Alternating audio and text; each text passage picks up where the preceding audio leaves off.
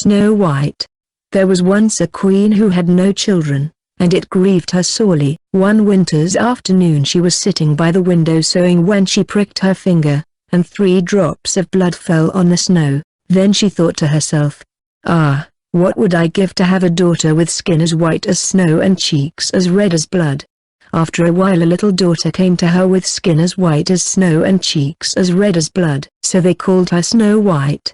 But before Snow White had grown up, her mother, the queen, died and her father married again, a most beautiful princess who was very vain of her beauty and jealous of all women who might be thought as beautiful as she was, and every morning she used to stand before her mirror and say, "Mirror, mirror, on the wall, who is the fairest of us all?" And the mirror always used to reply, "Queen, queen, on thy throne, the greatest beauty is thine own." But Snow White grew fairer and fairer every year, till at last one day when the queen in the morning spoke to her mirror and said, "Mirror, mirror, on the wall, who is the fairest of us all?" The mirror replied, "Queen, queen, on thy throne, Snow White's the fairest thou must own." Then the queen grew terribly jealous of Snow White and thought how she could get rid of her, till at last she went to a hunter and engaged him for a large sum of money to take Snow White out into the forest and kill her and bring back her heart. But when the hunter had taken Snow White out into the forest and thought to kill her, she was so beautiful that his heart failed him, and he let her go, telling her she must not, for his sake and for her own, return to the king's palace. Then he killed a deer and took back the heart to the queen, telling her that it was the heart of Snow White. Snow White wandered on and on till she got through the forest and came to a mountain hut and knocked at the door, but she got no reply. She was so tired that she lifted up the latch and walked in, and there she saw 3 little beds and 3 little chairs and 3 little cupboards all ready for use. And she went up to the first bed and lay down upon it, but it was so hard that she couldn't rest.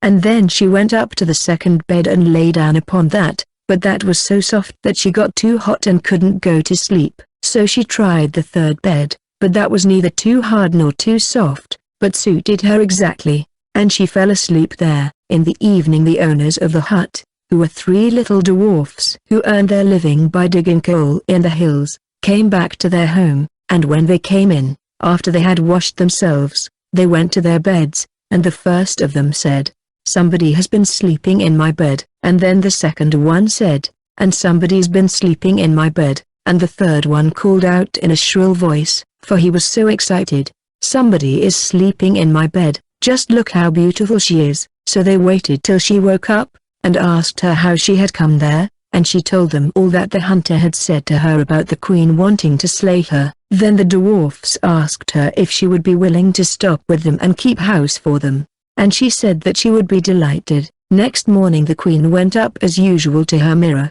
and called out, "Mirror, mirror, on the wall, who is the fairest of us all?" And the mirror answered as usual, "Queen, queen, on thy throne, Snow White's the fairest thou must own." And the queen knew that Snow White had not been slain, so she sent for the hunter and made him confess that he had let Snow White go, and she made him search about beyond the forest, till at last he brought back word to her that Snow White was dwelling in a little hut on the hill with some coal miners. Then the queen dressed herself up like an old woman, and, taking a poisoned comb with her, went back the next day to the hut where Snow White was living. Now the dwarfs had warned her not to open the door to anybody lest evil might befall her, and she found it very lonesome keeping always within doors. When the queen, disguised as an old woman, came to the door of the house she knocked upon it with her stick, but Snow White called out from within, "Who is there?" "Go away, I must not let anybody come in." "All right,"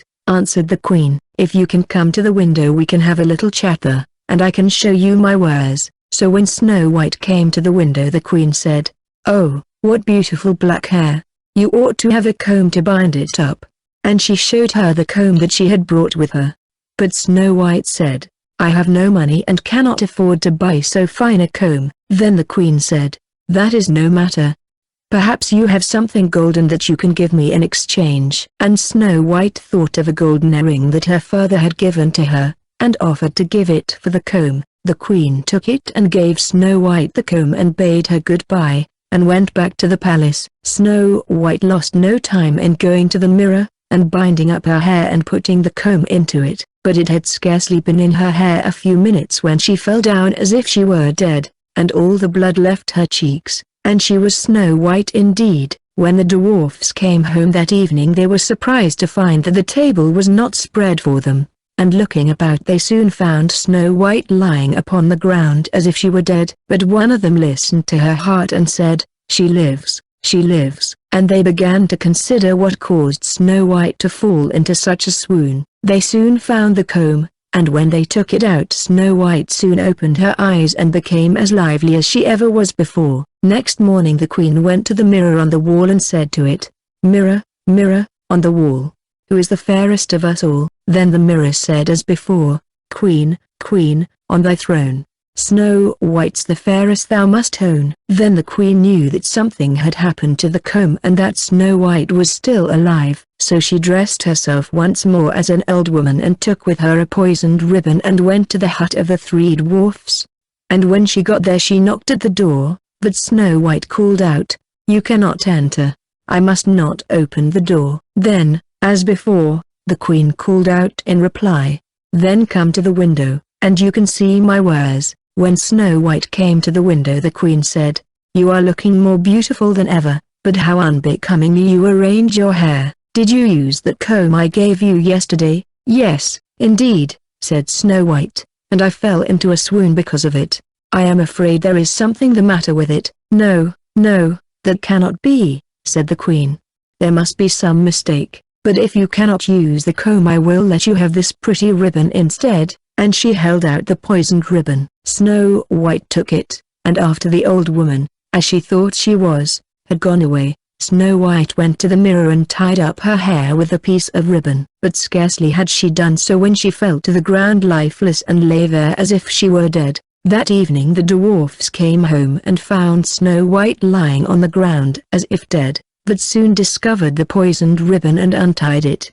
And almost as soon as this was done Snow White revived again. Next morning the queen went once more to the mirror on the wall, and called out, "Mirror, mirror, on the wall, who is the fairest of us all?" To which the mirror replied, without any change, "Queen, queen, on thy throne, Snow White's the fairest thou must own." And the queen recognized that once again her plans had failed, and Snow White was still alive, so she dressed herself once more and took with her a poisoned apple, which was so arranged that only one half of it was poisoned and the rest of it was left as before.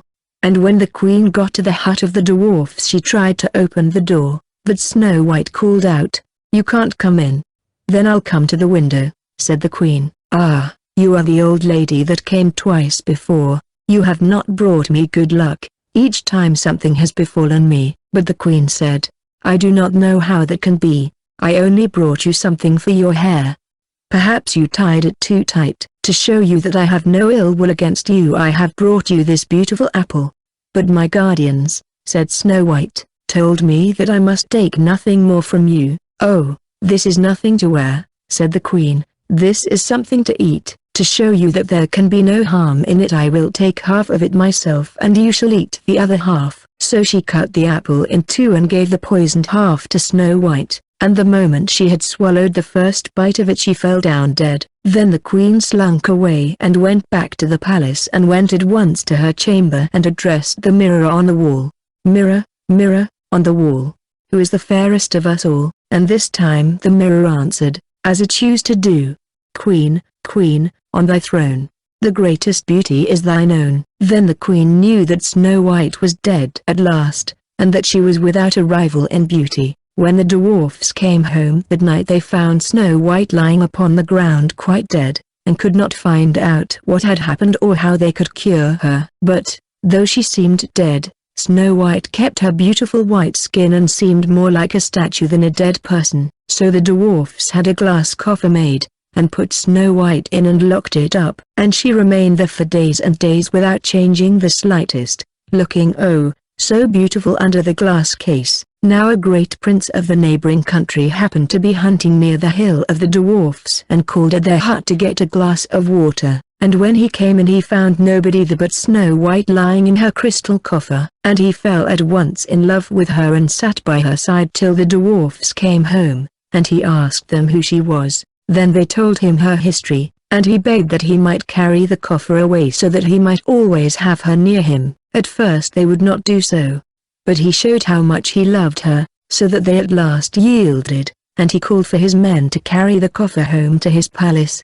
And when the men commenced carrying the coffer down the mountain they jolted it so much that the piece of poisoned apple in Snow White's throat fell out, and she revived and opened her eyes and looked upon the prince who was riding by her side. Then he ordered the coffer to be opened, and told her all that had happened, and he took her home to his castle and married her. After this happened the queen once more came to her room and spoke to the mirror on the wall and said, "Mirror, mirror, on the wall, who is the fairest of us all?" And the mirror this time said again, "Queen, queen, on thy throne, Snow White's the fairest thou must own." And the queen was so enraged because she had not destroyed Snow White that she rushed to the window and threw herself out of it and died on the spot.